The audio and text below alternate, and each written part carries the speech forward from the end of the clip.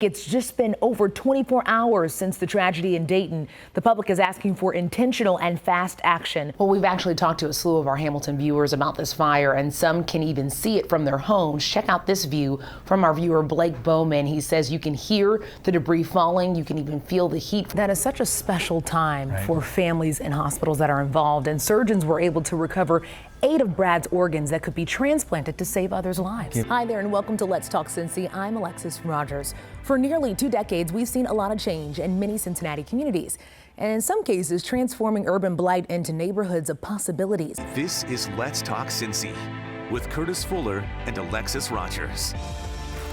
The deadly tornado outbreak on Memorial Day night really devastated many here in the Miami Valley and really tested the resolve of Dayton residents here in the area. I'm Alexis Rogers. We're about to take you inside of the tornado outbreak. 19 hit right here in the Dayton area, and the strongest one being an EF4. There's an art to investigating a storm, figuring out how it works, how it impacts your home, how it impacts you, and how to keep yourself safe. And that's why within hours, weather analysts like Brian Wood made their way to communities just like this one to get the story behind the storm.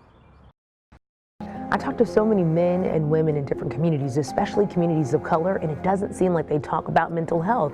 Is this something that we need to talk more about? Absolutely. It's swept under the rug. You know, when it comes to ownership, this is an entrepreneurial city. Like, people love their own ideas. They want to see them flourish. And you've done that. What's some advice that you would have for people? And Kiki's mom and family are so proud of her, and so are we. It's amazing to see how it takes a village. It really does, for her to see that her daughter had this amazing potential and then to nurture it. We have a lot of kiddos in our community. Depending on which generation you might be from, some say, well, this just wasn't happening when I was a kid. Was it not happening, or are we just talking about it more now? I just like the interactions with the kids and building relationships. I would say I always try to look at the bright side of things. High school used to be Jennifer Fawn's worst nightmare. When I first started, I was like, there's no way you'll ever get me to teach high school. Now it's her biggest joy. And I was kind of excited to come to the high school, and when I started, it was like, okay, this is where I'm supposed to be. Like, I love this. Students like J.C. Miller have a special relationship with Fawns. I used to write her post-its every day, and there's it helps me because whenever I was down or needed someone to talk to, I would always go to her. But Fawns was fighting and losing a battle few people knew about. I was a type 1 diabetic for 20 years. 2016 was tough. After losing 3 students in a year, another loss seemed unbearable.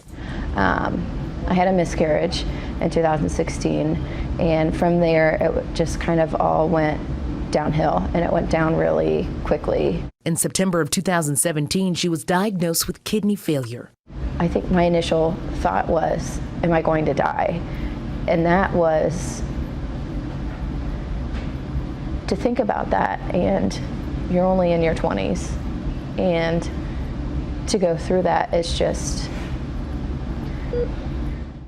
At her lowest point, the tide began to turn. Dr. Shaw came in, and we talked to him for a little bit, and he said, if it's a good match, he goes, we'll come and get you around 2 o'clock in the morning. He was like, if nobody comes to get you and you haven't heard anything, he was like, it's probably not good news.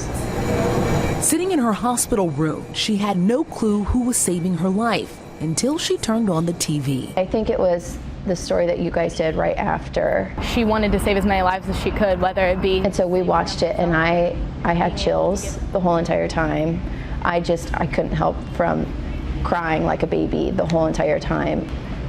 And my parents were the same way. We all just kind of looked at each other like, I think she was my donor. That's the first time Jennifer Fawns heard Kaylee Jackson's name, a high school student from a few cities away who died in a prom night car crash. Fawns was looking at her lifesaver. Do you feel her? I do.